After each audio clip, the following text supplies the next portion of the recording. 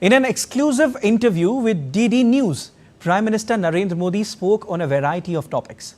After Jagannath Darshan at Puri, a city in eastern part of India, PM Modi said that the constitution has been the guiding light for him to run the government. Prime Minister said he's been celebrating the Indian constitution for a long time.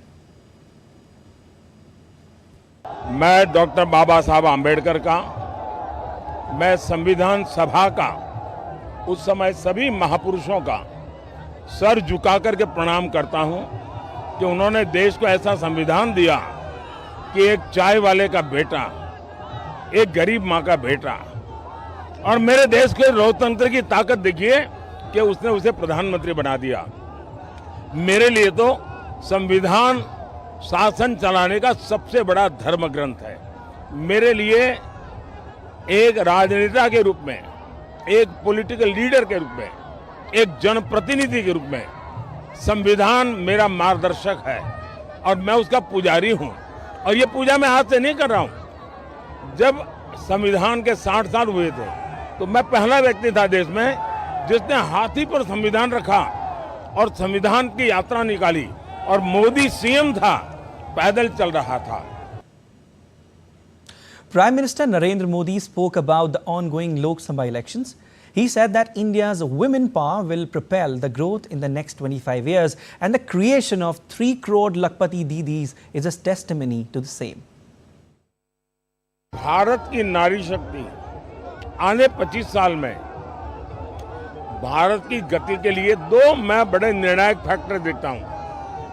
एक, हिंदुस्तान का पूर्वी हिस्सा यानी उड़ीसा, हमारा झारखंड, हमारा बिहार, हमारा बंगाल, ये हिंदुस्तान का पूर्वी इलाका है, या पूर्वी उत्तर प्रदेश।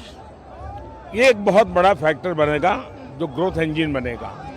दूसरा, मेरे देश की नारी शक्ति, 50% नारी शक्ति, उनका जिस प्रकार से सामर्थ्य निकल करके आ रहा है। जब मैं कहता हूं मैं 3 करोड़ लखपति दीदी बनाऊंगा, तो मुझे लगता है कि मुझे कुछ नहीं करना पड़ेगा, सिर्फ अवसर देने हैं और मेरे गांव की बहनें लखपति दीदी बन के रहेगी, ये मेरा विश्वास है।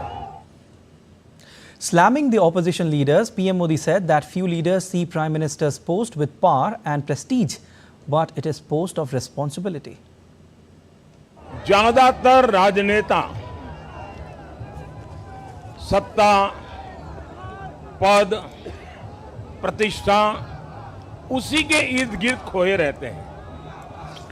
मैं उससे कोसों दूर हूं। मैं मानता हूं कि पद एक कार्यभार है, पद ये प्रतिष्ठा के लिए नहीं होता है, जीवन खपाना होता है, और ये चीजें लास्ट मोमेंट नहीं करनी होती है, बहुत पहले से तैयारी करनी चाहिए। इतना बड़ा देश है, उसकी आवश्यकताओं को समझना चाहिए, उसके आधार पर नीतियां बनानी चाहिए, रणनीति बनानी चाहिए, निर्णय करने चाहिए, और तब जाकर के फैसले होते हैं, परिणाम मिलते हैं। और जब नीयत साफ होती है ना, तो नतीजे भी शानदार मिलते हैं।